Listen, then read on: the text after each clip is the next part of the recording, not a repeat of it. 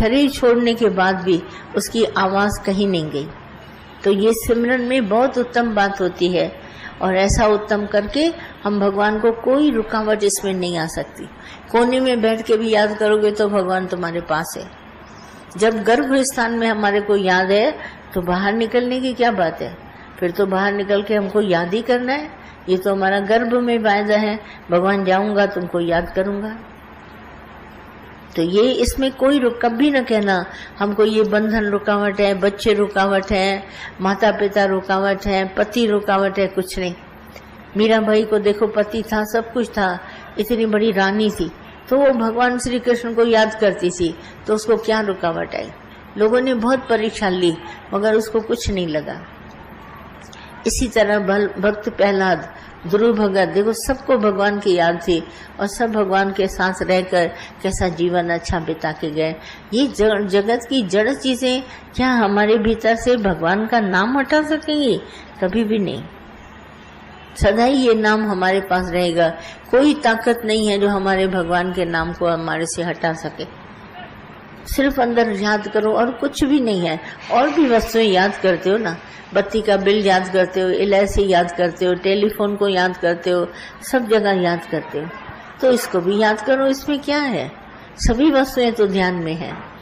याद आता है स्कूल जाना, याद आता है जाते हैं हम दुकान पर, सभी जगह याद आता है। बैंक बात याद आती है, सब आ जाती है। कितनी बड़ी दुनिया आ गई है, सब नंबर 10 नंबर पे पहुंच गए हैं। पहले अकाउंट नंबर होता था छोटा, 2 अक्षर का, 3 अक्षर का, अभी देखो कितनी डिजिट है। और टेलीफोन के नंबर भी देखो कितने बड़े हैं, याद रखते हैं ना। ऐसे ही भगवान को याद रखो। बहुत सिमरन आसान है, सिर्फ एक याद भगवान तक पहुंच जाती है और कुछ नहीं पहुंचेगा। भगवान, हाँ, ये दान पुण्य का असल मतलब क्या है और इसका जीवन में हमारे रोल है कोई?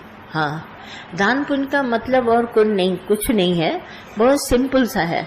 आप सब कर सकते हो। बच्चों को खिला सकते हो, बाहर जो भूखे हैं उनको खिला सकते हो, कपड़े लटे दे सकते हो। अगर तुम्हारा दिल करता है तो भले दो, बांटो सबको। धन दौलत बांट सकते हो, ज्ञान बांट सकते हो। पर गीता में भगवान ने बोला है ज्ञान यज्ञ सबसे श्रेष्ठ है। जैसे ज्ञान किसी को देना ये सबसे श्रेष्ठ है, तो ये उत्तम यज्ञ माना गया है। बाकी वो रोजा नमाज और हम पढ़ते हैं, दान दक्षिणा देते हैं, बहुत अच्छी बात है, पर सिर्फ उसमें ये है कि देने के बाद हमको याद रहता है कि मैंने इसको दिया और मैंने इसको दिया तो ये मेरे कहने के मुताबिक चले, और अगर नहीं चलता है तो हम दोबारा इसको नहीं देंगे। देने का अभिमान। आज देखो हम सबको भगवान ने सब कुछ दिया है, पर हमको कभी अभिमान किया है भगवान ने? कभी नहीं किया है। और हम किसी को जरा सी चीज देते हैं, कभी किसी भूखे को खाना खिला दो तो भी तुम्हें याद आता है, तुम उसको रिपीट जरूर करता है, मैं आया था, मैंने इसको ऐसा किया, ऐसा किया, ऐसा किया, बहुत करता है। तो अंदर में करके देखो, तुम दे करके भूल नहीं सकते। और देने के लिए भगवान ने सब कुछ दिया है, सारी सृष्टि को दो। पर जब ये ज्ञान यज्ञ है, ये सबसे उत्तम है।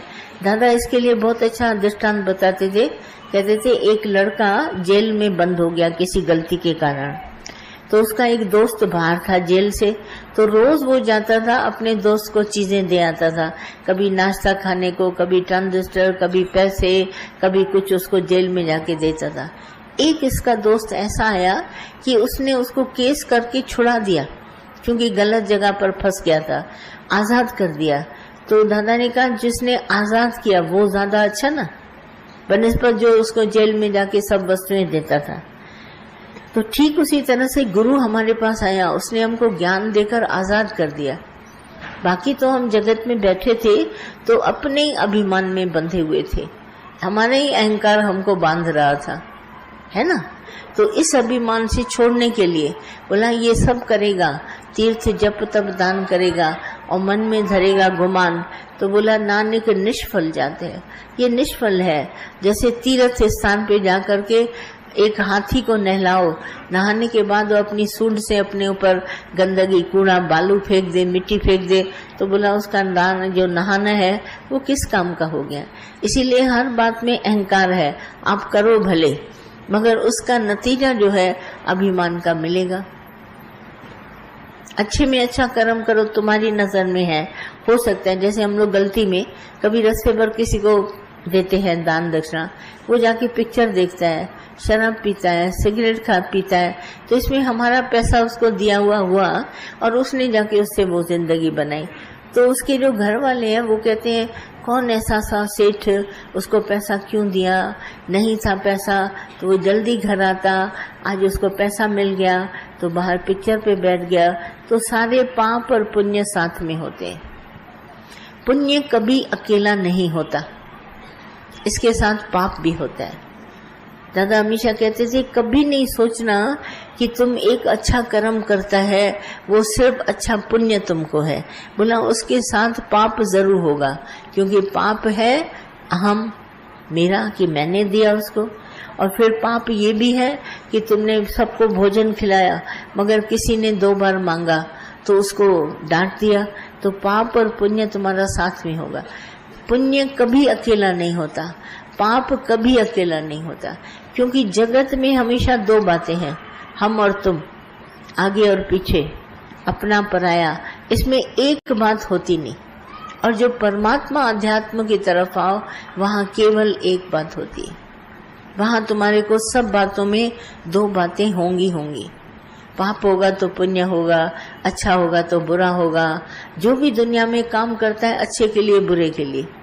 अब देखिए हम लोग सब यहाँ हैं, सीढ़ियाँ भरते हैं आपके लिए, क्योंकि आप कभी भी जहाँ सत्संग करते हो वहाँ आराम से सीढ़ी सुनो और आपका उद्धार हो। पर हमारी सीढ़ियाँ कास्ट प्राइस पर बेची जाती हैं, दी जाती है। मतलब जैसे 10 रुपए की सीढ़ी 5 रुपया भरने को होता है, तो हम 15 रुपए में हर एक को सीढ़ी दे देते हैं, है ना। तो एक जने ने बिजनेस शुरू किया, हमारी 10 सीढ़ियाँ इकट्ठा करके 2000 में बेचता है। ये उसने बिजनेस किया। अब देखिए हम तो पुण्य के लिए आपको करते हैं और उसी पुण्य से उसने पाप कमाया, है ना। ये सब जगह बात होती है, एक जगह अच्छाई होगी तो दूसरी जगह बुराई होगी। पर हमारी निष्काम सेवा है, इसीलिए हमको इस बात का कोई फर्क नहीं पड़ेगा। जो जैसा बीज डालेगा उसको वैसा ही अंकुरण वहां मिलेगा। हमने बीज डाला निष्काम का, तो निष्काम कर्म का फल, उसका कोई भी ऐसा फल नहीं होता है जो हमारे को मिले। हम दूसरे के, जैसे हमारे सत्संगी हैं, उनके लिए ये ज्ञान है। जो श्रद्धालु भगत है ये उनके लिए है, जो विश्वासी हैं ये उनके लिए। और बीच में आके कोई अपना बिजनेस करता है, वो अपना बीज खुद डालता है। हम इस बात को कैसे रोकें? रोक सकते हैं? नहीं रोकेंगे, क्योंकि आपका सारी उन्नति रुक जाएगी। हमारा एम है आप सबको देना, बस वहीं पर हमारा एंड है। हमारा और किसी से कोई वास्ता ही नहीं है। बाकी दुनिया क्या कर रही है इसमें हम किसी बात को नहीं आते। तो इस बात को अच्छी तरह जानो, हर जगह एक अच्छाई होगी तो एक बुराई जरूर से निकल आएगी। और कितना भी तुम रोकने की कोशिश करेगा, कुछ ना कुछ बात होगी। जिसको अच्छी तरह जान के, अभिमान नहीं, अगर हम अहंकार नहीं करते हैं, तुम सबके उद्धार के लिए है, तो फल कर्म का कहीं नहीं आएगा। पर जो कर्म का बीज डालता है उसको ये फल जरूर मिलेगा, क्योंकि बिजनेस शुरू किया है ना। तो इसीलिए पाप पुण्य ये सब बातें हमसे होती रहती हैं, पर हम अहंकार नहीं करते किसी बात का भी। करना चाहते हो भले करो, रहते हो समाज में, ये छोटी छोटी बातें हो जाती हैं, पर कभी याद न करो, कभी ध्यान न करो। हो गया तो हो गया। हम लोग कहते हैं उसकी अमानत होगी तो ले गया, नहीं होती है तो नहीं ले जाता है। जिस बैंक में अकाउंट होगा वो आएगा, अपना पैसा निकाल के जाएगा, मगर करेगा कुछ नहीं। तो इन बातों को चलने दो, पर अहंकार न करो। अहंकार करोगे तो फंस जाओगे। मैंने दिया, कितने घर वालों को देते हैं, अपने मामा चाचा को भी मदद करते हैं, अच्छी बात है, मगर अभिमान न करो मैंने करे। हो सकती है उसकी अमानत हो तुम्हारे पास, नहीं? और कुछ? भगवान जी, दादा भगवान के पल पल के शुक्राने भगवान जी। क्या चीज? मैंने दादा भगवान के पल पल के शुक्राने भगवान जी। मैंने बोला विश्वास है ना, विश्वास भगवान जी पूर्ण नहीं हो रहा है, जैसे ऐसा लगता है सोराना विश्वास है भगवान जी। यानी ज्ञान में प्यार भी बहुत है लेकिन फिर भी कमी दिख रही है भगवान, ऐसा लग रहा है पूर्ण विश्वास नहीं है। कोई बात नहीं है, अगर ऐसा होता भी है, ये तुम्हारा ख्याल तुमको बोलता है ना कमी दिख रही है ना। आज तुम इधर पहुंच गए, दादा ने कहा जो तुम्हारा, देखो दादा का विश्वास देखो, दादा ने कहा जो सत्संग में इधर आके तुम्हारे पास बैठ सके और उसका दिल लग जाए तो समझ लेना वो 20 आना मुक्त है। अब हम अपने गुरु की बात माने कि हम आपके मन की बात माने। मन तुमको हमेशा 16 आना, कभी 10 आना, ये घाटे का सौदा है। मन माना जे भाव का ख्याल, और गुरु की गारंटी है, क्योंकि ये ब्रह्म ज्ञान का क्लास है, इसमें कोई विरला टिक सकता है। आएंगे कितने लोग चले गए, बरसों से आए गए, पर जो यहाँ बैठ गया, जिसको श्रद्धा भक्ति थी, जिसको प्यार था, वो अपनी उन्नति के लिए आया, बैठ गया, माना 20 आना वो मुक्त है। अब गारंटी दादा की है। अब इसके बावजूद आपका विश्वास कम ज्यादा होता है तो इसमें कोई कुछ कर नहीं सकता। मन के कहने पर सब चल जाते हैं। मन कहता है तुमको ज्ञान नहीं लगा तो वो कहता है हाँ ठीक है। हमेशा ऐसी आदत होती है, मन झूठा है।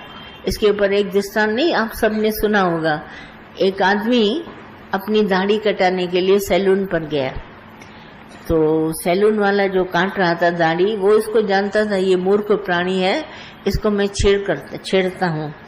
तो उसको बोलने लगा अभी मैं सवेरे सवेरे उधर से आ रहा था तो तुम्हारी औरत बहुत जोर से चिल्ला चिल्ला के कह रही थी कि मेरा पति मर गया और मैं विधवा हो गई, ऐसा चिल्ला रही थी।